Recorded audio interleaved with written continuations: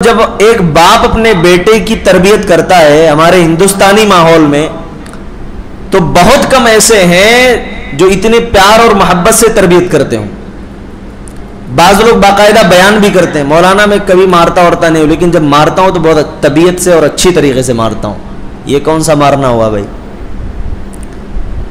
یہ تو بڑی عجیب و غریب بات ہے کہ میں مارتا ہی نہیں ہوں، لیکن جب مارتا ہوں تو بہت عجیب و غریب۔ یہ ایسا نہیں ہونا چاہیے۔ آپ مستقل ان کو سمجھاتے جائیں، تربیت کرتے جائیں، اور خاص طور پر بچوں کو توحید کے بارے میں بتائیں، شرک کی جو خرابی ہے اس کے بارے میں بتائیں۔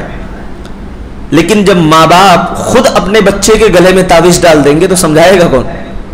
ماں باپ خود جب اپنے بچے کے کمر سے تعویذ لگا دیں گے تو کاٹے گا کون؟ جیسے کسی انسان کا جسم اگر پھول جائے، سوجن آ جائے، تو کیا آپ بولیں گے بڑا تندرست ہو گیا، صحت مند ہو گیا؟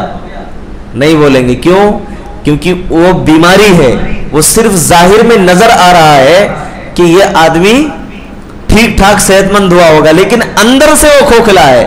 جبکہ اسی کے مقابلے میں ایک ایسا علاج ہوتا ہے کہ انسان کو بظاہر دبلا اور پتلا کیا جاتا ہے، اس کا وزن کم کیا جاتا ہے، لیکن ظاہر میں اس کا وزن کم ہوتا ہے، باطن میں وہ انسان بڑا مضبوط ہو جاتا ہے۔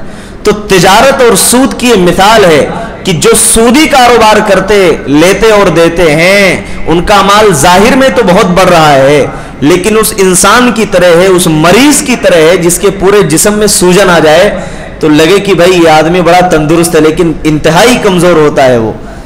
اور جو تجارت اور حلال رزق حاصل کرتے ہیں ان کی مثال اس انسان کی طرح ہے جس نے اپنے آپ کو ڈائٹنگ کے ذریعے سے اپنے آپ کو ہلکا ضرور کر لیا، مگر اندر سے بہت مضبوط ہو گیا ہو۔ الحمدللہ آج پہلی تاقرات تھی، اور اللہ تعالیٰ سے ہم دعا کرتے ہیں کہ جو بھی ٹوٹی پھوٹی ہوئی عبادتیں ہم نے انجام دی ہیں، اللہ تبارک و تعالیٰ اس کو قبول فرمائے، اور اس رات کو اللہ تعالیٰ ہم سب کی مغفرت کا ذریعہ بنائے۔ 21ویں پارے کا خلاصہ آج آپ کی خدمت میں پیش کیا جا رہا ہے، جس میں سب سے پہلے اللہ تعالیٰ نے نماز کے بارے میں کہا ہے کہ نماز یہ برائی اور بے حیائی سے روکتی ہے۔ لیکن کیوں روکتی ہے؟ اس کے شروط کیا ہیں؟ جیسے ایک دوا ہوتی ہے اور دوا استعمال کرنے کے کچھ کنڈیشنز اور شرائط ہوتے ہیں، جب اس شرط کے ساتھ اس دوا کو استعمال کیا جاتا ہے تو اس کا فائدہ ملتا ہے، اور اس شرط کے ساتھ دوا استعمال نہ ہو تو اس کا فائدہ نہیں ہوتا ہے۔ کئی لوگ کہتے ہیں کہ ہم نماز پڑھتے ہیں لیکن جو لذت محسوس ہونی چاہیے وہ لذت نہیں ملتی ہے۔ کیوں ایسا ہوتا ہے؟ کچھ شرائط ہیں۔ پہلی شرط یہ ہے کہ نماز کے اندر اخلاص ہونا چاہیے۔ دوسری شرط یہ ہے کہ دل کی صفائی ہونی چاہیے۔ تیسری شرط یہ ہے کہ نماز ہم اس طرح پڑھیں کہ گویا ہم اللہ کو دیکھ رہے ہیں، یہ تصور نہیں کر سکتے تو گویا اللہ ہمیں دیکھ رہا ہے، یہ سوچنا چاہیے۔ نماز باجماعت اور وقت کا خیال رکھتے ہوئے ادا کرنا ہے۔ اسی طریقے سے ارکان صلاۃ میں اعتدال و اطمینان ہونا چاہیے، نماز میں خشوع و خضوع ہونی چاہیے، پھر نماز کی پابندی ہونی چاہیے، اور خاص طور پر جو شرط ہے رزق حلال کا آدمی اہتمام کرے، حلال روزی کھائے، حرام سے بچے۔ یہ کچھ چیزیں جب ایک ساتھ جمع ہوتی ہیں تب یہ نماز انسان کو برائی سے روکتی ہے، یا اس کی نماز کی لذت اس کو محسوس ہوتی ہے۔ اللہ تعالیٰ فرماتے ہیں ان الصلاۃ تنہی عن الفحشاء والمنکر، کہ بے شک نماز یہ فحش اور منکرات سے روک لیتی ہے۔ اس کا دو مطلب ہے، نماز برائی سے روکتی ہے، اس کا دو مطلب ہے۔ پہلا تو یہ ہے کہ نماز کے اندر خود یہ تاثیر ہے کہ جب یہ آدمی ادا کرتا ہے تو برائی سے رک جاتا ہے، اور دوسرا مطلب یہ ہے کہ نماز ادا کرنے والے کو چاہیے کہ وہ فحش اور منکرات سے اپنے آپ کو بچا کر کے رکھے۔ اس کے بعد اللہ تعالیٰ نے فرمایا کہ بہت سارے لوگ دنیا میں ایسے ہوتے ہیں کہ ان کے پاس دنیا کا بہت لمبا چوڑا علم ہوتا ہے، لیکن دین کے بارے میں بالکل کورے ہوتے ہیں، جیسے کورے کاغذ کی طرح ہوتے ہیں، کچھ بھی نہیں ہوتا ہے ان کے پاس۔ اللہ تعالیٰ قرآن کے اندر فرماتے ہیں یعلمون ظاہرا من الحیات الدنیا وہم عن الآخرۃ ہم غافلون۔ کچھ لوگ دنیا میں ایسے ہوتے ہیں کہ ان کو دنیا کے بارے میں، دنیا کے ظاہر کے بارے میں علم ہوتا ہے، وہ جانتے ہیں، لیکن آخرت کے علم کے بارے میں وہ بے خبر ہوتے ہیں، انہیں کوئی علم نہیں ہوتا ہے۔ علامہ حسن بصری رحمۃ اللہ علیہ نے اس آیت کے ضمن میں ایک بڑا زبردست نقطہ لکھا ہے، کہا کہ کچھ لوگ ایسے ہیں کہ ان کو دنیا کی اتنی زبردست معلومات ہوتی ہے، اگر ایک سکے کو ان کے ناخن پر رکھ دو تو اس کا وزن بتا دیں گے، کاغذ کا نوٹ لا کر کے ان کے ہاتھ میں رکھ دو، وہ نابینا بھی ہے تو دیکھ کر کے بتا دے گا کہ یہ کتنے کا ہے، ہر چیز کا علم ہے اس کے پاس، لیکن وہ دین کے بارے میں بے خبر ہے، اسے ڈھنگ سے 2 رکعت نماز ادا کرنی نہیں آتی۔ دنیا میں سائنس نے بہت ساری ایجادات کی، کمپیوٹر ایجاد کیا، بہت ساری ٹیکنیکل چیزیں ایجاد کی گئی جس سے ہم اور آپ فائدہ اٹھاتے ہیں، بہت سارے ایسے کام جو 1 مہینے سالوں سال بھی لگتے تھے وہ آج ہم گھنٹوں میں مکمل کر رہے ہیں۔ اتنی ساری ترقی کے باوجود اگر انسان اپنے رب کو نہ پہچان سکے اور اپنے رب کا تعارف نہ کر سکے تو اس کا مطلب کہ وہ انسان دنیا جاننے کے ساتھ ساتھ دین سے نابلد ہے۔ کہتے ہیں نا کہ سائنس دانوں کے لیب میں سامان بنائے جاتے ہیں، لیکن قرآن حکیم کے لیب میں انسان بنائے جاتے ہیں۔ تو سائنس دانوں نے سامان بنایا ہوگا، بہت ساری ایجادات کی ہوں گی، لیکن قرآن اگر کوئی پڑھتا ہے اور قرآن اگر سمجھتا ہے اور دین سمجھتا ہے تو یہاں بگڑے سے بگڑا ہوا انسان بھی انسان بن کر کے جاتا ہے۔ اور اس سے ایک نقطہ یہ بھی ملا کہ اگر کسی کو دین کا فہم نہ ہو، دین کی سمجھ نہ ہو، صرف دنیا دنیا اس کو معلوم ہو، تو وہ انسان در حقیقت انسان ہی نہیں ہے، کیونکہ اس کو دین کی معرفت نہیں، اپنے رب کی معرفت نہیں۔ کیونکہ جو آدمی اپنے رب کو پہچانتا ہے اور اپنے رب کی تعلیمات پر عمل کرتا ہے، در حقیقت وہی انسان زندہ ہے اللہ کی نظر میں، اور جو اپنے رب کو نہیں پہچانتا، اپنے رب کی توحید پر نہیں، وہ زندہ نہیں، مردہ ہے اللہ کی نظر میں، چلتی پھرتی ہوئی لاش ہے، بس کچھ نہیں ہے اس کے اندر۔ اللہ تعالیٰ نے اس کے بعد فرمایا کہ سود سے مال بڑھتا نہیں ہے، سود سے مال کم ہوتا ہے، جبکہ صدقہ کرنے سے مال بڑھتا ہے۔ اس کی میں 2 مثالیں رکھتا ہوں۔ تو مال جو صدقہ اللہ کے راستے میں خرچ کیا جاتا ہے، اللہ کے نبی فرماتے ہیں ما نقصت صدقۃ من مال، یہ صدقہ یہ مال میں کمی نہیں کرتا ہے، تو لہٰذا صدقہ ہمیں دینا چاہیے۔ اور خاص طور پہ رمضان کا مہینہ جس میں اللہ کے رسول صلی اللہ علیہ وسلم تیز ہوا سے بھی زیادہ خیر و بھلائی کے کام میں بڑھ چڑھ کر آگے رہتے تھے، تیز ہوا سے بھی زیادہ، تو ہمیں بھی چاہیے کہ نبی کی سنت پر عمل کرتے ہوئے ہر خیر کے کام میں بڑھ چڑھ کر حصہ لیں اور آگے رہیں۔ اچھا، بہت سارے لوگوں کے ہاں یہ غلط فہمی ہے کہ کچھ نیکیاں وہ خاص رمضان سے جوڑ کر رکھ دیتے ہیں، سوچتے ہیں رمضان ہی میں کیا جائے تو بڑا فائدہ ہے۔ جیسے مثال کے طور پر ابھی رمضان میں اعلان کرایا جائے، دیکھیے افطار کرانے کے لیے لمبی لسٹ ہوتی ہے، مارم ماری رہتی ہے، ہمارا نام کیوں نہیں آیا، ہمارا نام کیوں نہیں آیا، لیکن یہی رمضان ختم ہونے کے بعد لوگ پوچھتے بھی نہیں ہیں۔ تو یہ غلط ہے۔ رمضان ہمیں یہ مشق کرانے کے لیے آیا کہ یہ نیکی صرف تمہیں رمضان کی حد تک نہیں رکھنا ہے، رمضان کے بعد بھی یہ نیکی مستقل ہونی چاہیے۔ آپ رمضان میں بہت سخاوت و فیاضی آپ دکھا رہے ہیں، لیکن رمضان کے بعد کچھ بھی نہیں، تو کیا فائدہ ہوا رمضان کا؟ لعلکم تتقون کا جو مرتبہ اور درجہ حاصل ہونا چاہیے تھا وہ تو نہیں ہو سکا نا۔ تو اللہ تبارک و تعالیٰ نے فرمایا کہ یہ سود سے جو ہے مال گھٹتا ہے اور تجارت سے مال بڑھتا ہے۔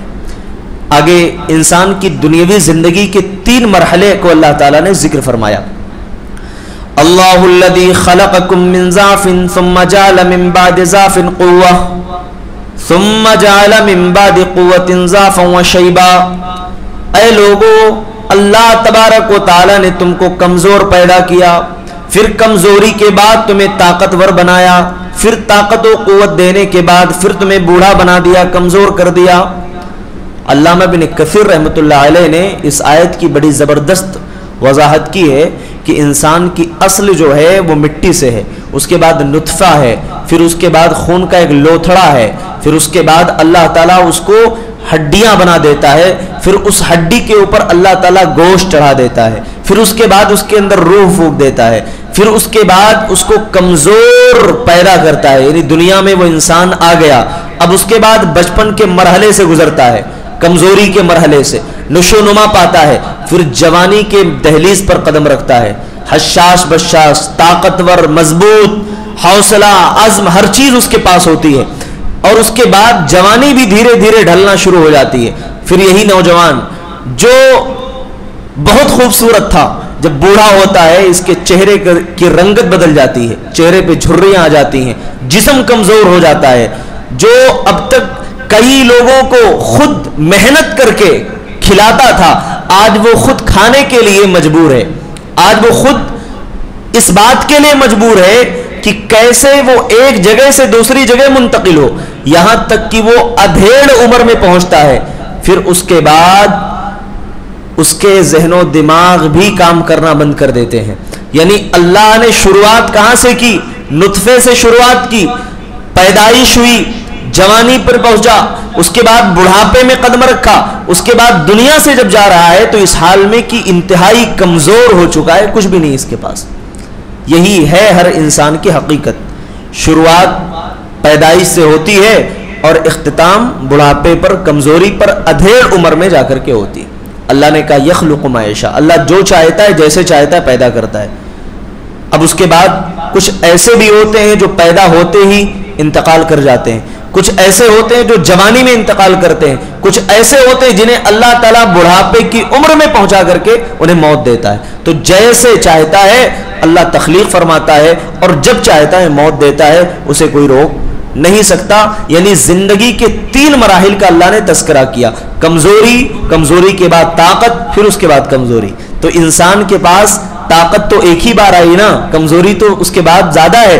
پتہ یہ چلا کہ آدمی اللہ تبارک و تعالی سے اپنا تعلق جب وہ طاقت و قوت میں ہو، مضبوط ہو، جمع ہو، اس وقت اللہ سے اپنا رابطہ زیادہ مضبوط کر لے، کیونکہ بڑھاپے میں اس کو خود پتہ نہیں کہ وہ کس کنڈیشن میں ہوگا۔ تو بڑھاپا آنے کے بعد پچھتانا نہ پڑے، افسوس نہ کرنا پڑے، اس لیے جوانی میں ہی عبادت کر لینی چاہیے۔ اس کے بعد اللہ تبارک و تعالیٰ نے حضرت لقمان علیہ السلام کا واقعہ بیان فرمایا ہے کہ انہوں نے اپنے بچے کو نصیحت کی۔ کیا نصیحت کی؟ یا بنی لا تشرک باللہ، اے میرے بیٹے تم اللہ کے ساتھ شرک نہ کرنا۔ اچھا انداز دیکھو کتنا پیارا ہے، بچے کو سمجھا رہے ہیں تو یا بنیا، یا بنیا، رحمت ہے اس میں، محبت ہے۔ یا ابتی، اے میرے والد، یا بنیا، اے میرے بیٹے، کتنے پیارے انداز میں۔ اس سے یہ نقطہ ملا کہ ہمیں اپنے بچوں کو سمجھانا چاہیے تو بڑے پیار اور محبت کے ساتھ، لیکن ہمارے یہاں ہے نا کہ بچے کا نام اگر باہر صحیح ہے تو گھر میں لوگ بگاڑ دیتے ہیں، اگر باہر اس کو صحیح لقب سے کوئی پکار رہا ہے تو گھر میں اس کا نام بگاڑ ہی دیا جاتا ہے، کچھ نہ کچھ الٹے سیدھے آگے پیچھے عرف وغیرہ تو لگا ہی دیا جاتا ہے اس کے ساتھ میں۔ تو اس لیے لقمان علیہ السلام کا یہ واقعہ ہمارے لیے نصیحت ہے۔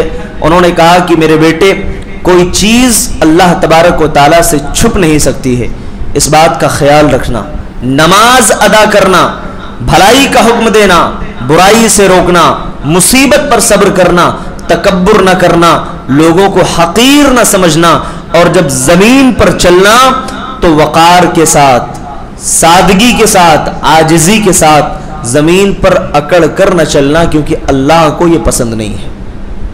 یہ سب ہمیں اپنے بچوں کو نصیحت کرنا چاہیے، ٹھیک ہے؟ ایسا نہیں ہے کہ ہم بچے سے، چونکہ دیکھیے یہ اولاد بہت بڑا فتنہ ہے، اور عام طور پر اکثر و بیشتر والدین اولاد کے فتنے میں پڑ جاتے ہیں، یعنی ان کی محبت میں اور محبت کی رو میں اس قدر بہہ جاتے ہیں کہ اب اس کے بعد کیا سمجھانا ہے، کیا نصیحت کرنا ہے، وہ سب سائیڈ میں محبت اور الفت میں ہی ڈوب جاتے ہیں، یعنی تربیت بھول گئے، محبت اور الفت ہی باقی رہی۔ دونوں کے بیلنس کا ہونا ضروری ہے، آپ محبت بھی کرو، تربیت بھی کرو۔ ایسا نہیں کہ صرف محبت ہی کرتے جاؤ، بچے کی ساری فرمائشیں آپ پوری کرو لیکن تربیت نہیں ہو رہی ہے۔ بچہ اگر رو رہا ہے موبائل دے دیا، بچی رو رہی ہے موبائل دے دیا۔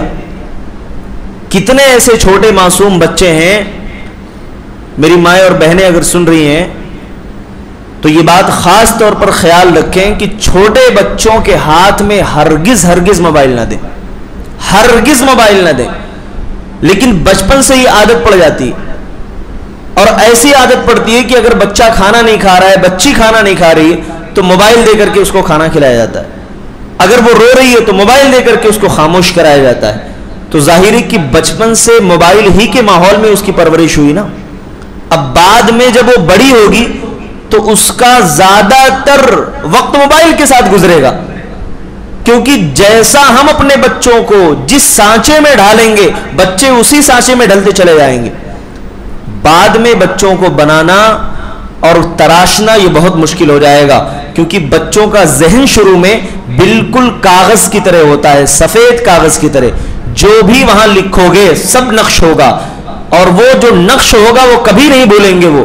اس لیے اچھی چیز ہمیشہ نقش کیجئے، وہاں بری چیز نقش مت کیجئے، کیونکہ بری چیز نقش کرو گے تو آپ پوری زندگی کھپا دو گے، وہ مٹا نہیں پاؤ گے آپ۔ اس کے بعد اللہ تبارک و تعالیٰ نے فرمایا کہ کسی انسان کے دل میں یا سینے میں اللہ تعالیٰ نے دو دل نہیں بنائے، ما جعل اللہ لرجل من قلبین فی جوفہ، دو دل نہیں بنائے کہ ایک میں ایمان ہو دوسرے میں کفر ہو، بلکہ اللہ نے ایک ہی دل بنایا ہے۔ پتہ چلا صرف ایمان اللہ کو چاہیے، شرک سے بچنا ہے، تو دو دل اللہ نے نہیں بنایا ہے۔ اور اس کے بعد اللہ تعالیٰ نے لے پالک بیٹے، منہ بولے جو بیٹے ہوتے ہیں، بچے ہوتے ہیں، ان کا مسئلہ بیان فرمایا کہ ادعوہم لآبائہم ہوا اقسط عند اللہ، ان کو ان کے باپ کی طرف نسبت کر کے تم پکارو، یہ اللہ کے نزدیک زیادہ انصاف والی بات ہوگی۔ کیا مطلب ہوا؟ کوئی بچہ ہے بچی ہے، اس کو لا کر کے ہم اپنے گھر کے اندر پال لیا، اس کی پرورش کی، بعد میں اس کی نسبت آپ کس کی طرف کرو گے؟ تو پالنا یہ کمال نہیں ہے، جو مسائل بعد میں درپیش ہوں گے وہ مسئلہ ہے، اس کی طرف خاص طور پر ہماری نظر ہونی چاہیے۔ بہت سارے لوگ ایموشنل ہو کر کے جذبے میں آ کر کے لا کے رکھ تو لیتے ہیں، لیکن بعد میں جو شرعی اصول کی بنیاد پر مسائل پیدا ہوتے ہیں ان مسائل کو کیسے آپ حل کرو گے؟ اللہ تعالیٰ نے حل بتایا، کہا نہیں تم یہ کیوں کہتے ہو کہ نہیں میں ہی اس کا باپ ہوں، جبکہ باپ کو یہ اور ہے۔ تم نے اگر لایا ہے تم اسے اپنا بھائی بنا لو، اسے اپنی بہن بنا لو، کچھ اور بنا لو، لیکن باپ کی طرف اگر نسبت کیا کہ نہیں اس کا باپ میں ہی ہوں تو یہ اللہ کے نزدیک بہت بڑا جرم ہے۔ اللہ کے نبی فرماتے ہیں کہ قیامت کے دن وہ آدمی جنت کی خوشبو بھی نہیں پائے گا۔ اتنی بڑی وعید ہے، اتنی سخت وعید ہے۔ اللہ کے رسول صلی اللہ علیہ وسلم کے غلام تھے زید بن حارثہ، جب یہ آیت کریمہ نازل نہیں ہوئی تھی تو ان کو زید بن محمد کہا جاتا تھا، سب لوگ بلاتے تھے، لیکن جب یہ آیت کریمہ نازل ہوئی تو انہیں پھر زید بن حارثہ کہا جانے لگا، یعنی اللہ کے رسول صلی اللہ علیہ وسلم کی طرف جو نسبت کی جاتی تھی وہ نسبت نہیں کی جا رہی تھی۔ تو پتہ یہ چلا کہ لے پالک بیٹوں کا مسئلہ بہت ہی زیادہ اہم ہے، لہٰذا اس سلسلے میں ہمیں بہت حساس رہنے کی ضرورت ہے۔ اس کے بعد اللہ تعالیٰ نے امہات المؤمنین کا مقام و مرتبہ بیان فرمایا کہ یہ جو امہات المؤمنین ہیں یہ تمام مومنوں کی مائیں ہیں، اور ان کا مقام و مرتبہ بڑا اونچا ہے، چونکہ نبی تمام امتیوں کے یہ باپ ہیں، باپ کا درجہ رکھتے ہیں، اور جو امہات المومنین ہیں یہ ماں کا درجہ رکھتی ہیں، لہٰذا نبی کے دنیا سے جانے کے بعد کسی بھی امتی کا ان سے نکاح کرنا بھی جائز نہیں ہے، یہ ان کا مقام و مرتبہ ہے، ان کا مقام و مرتبہ ہے، کسی کے لیے جائز نہیں۔ اور اللہ تبارک و تعالیٰ نے اسی لیے ان کو ایک مقام دے دیا کہ تمام مومن مرد یا عورتیں یہ ان کو ماں کہیں، یہ مائیں ہیں مومنوں کی، اسی لیے جب نام آتا ہے حضرت عائشہ تو کہا جاتا ہے حضرت اماں عائشہ رضی اللہ تعالیٰ عنہ. بات آتی ہے حضرت خدیجہ کہا جاتا ہے حضرت اماں ختیجہ رضی اللہ تعالیٰ عنہ. تو کیوں؟ کیونکہ یہ مومنوں کی مائیں ہیں، ان کا ایک مقام اور مرتبہ ہے. اس کے بعد اللہ تعالیٰ نے فرمایا کہ یہ نبی تمہارے لیے اسوہ اور نمونہ ہے، نبی کی ساری زندگی. لقد کان لکم فی رسول اللہ اسوۃ حسنہ، اے لوگو تمہارے لیے رسول کی زندگی آئیڈیل اور نمونہ ہے. یعنی ہر طریقے سے نبی کی زندگی تمہارے لیے آئیڈیل ہے. نبی اگر ایک باپ کی حیثیت سے ہیں تو بھی آئیڈیل ہیں، نبی شوہر کی حیثیت سے ہیں تو بھی آئیڈیل ہیں، نبی ایک بیٹے کی حیثیت سے ہیں تو بھی آئیڈیل ہیں.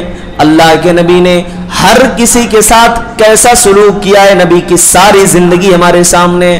گویا کہ نبی آپ کی زندگی کے سارے اوراق امتیوں کے سامنے کھلے ہوئے ہیں، کچھ بند نہیں ہے، کوئی چیز ڈھکی چھپی نہیں ہے. کوئی کہہ نہیں سکتا ہے نہیں معلوم ہمیں اللہ کے رسول صلی اللہ علیہ وسلم کے بارے میں کہ اس سلسلے میں آپ کا کیا عمل رہا ہے، کیونکہ ساری چیزیں آپ نے پہنچا دی. اور آپ نے یہ بھی کہہ دیا کہ جو بھلائی ہو سکتی تھی وہ میں نے تمہیں پہنچا دیا، جو برائی ہو سکتی تھی اس کے بارے میں بھی بتا دیا. یعنی اب بھلائی وہی ہے جو نبی نے بتایا ہے، اور برائی وہی ہے جو نبی نے بتا دیا کہ برائی ہے.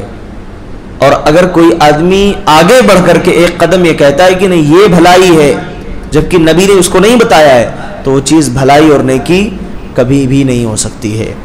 یہ مختصر سا رہا خلاصہ.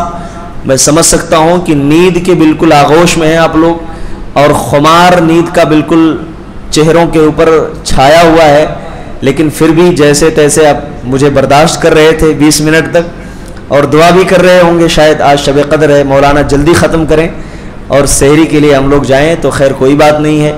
اللہ تعالیٰ سے ہم دعا کرتے ہیں کہ اللہ رب العالمین آج کی ہماری اس نشست کو قبول فرمائے، اور جو باتیں کہی گئی ہیں سب سے پہلے مجھ کو اور ہم تمام لوگوں کو اس پر عمل کی توفیق عطا فرمائے.